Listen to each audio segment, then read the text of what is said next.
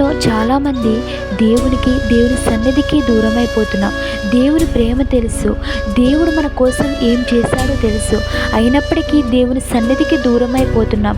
కారణం, దేవునికి ఇష్టం లేని కార్యం చేశాను కదా, దేవునికి విరుద్ధంగా ఆ పని చేశాను కదా అని.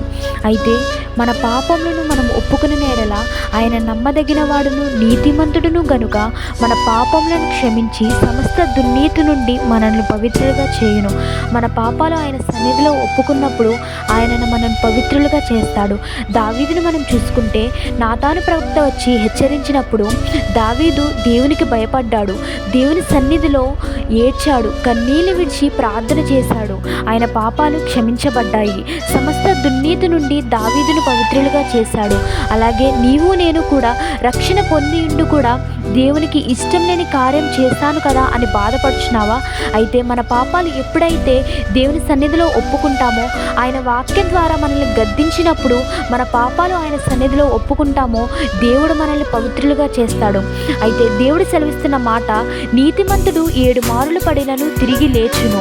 ఆయన నీతిమంతుడు గనుక నిన్ను కూడా నీతిమంతుడుగా తీరుస్తాడు. నీ పాపాలు క్షమిస్తాడు, నిన్ను తిరిగి లేపుతాడు, నీ ఆత్మను తిరిగి కడతాడు. ఆమేన్. Praise God.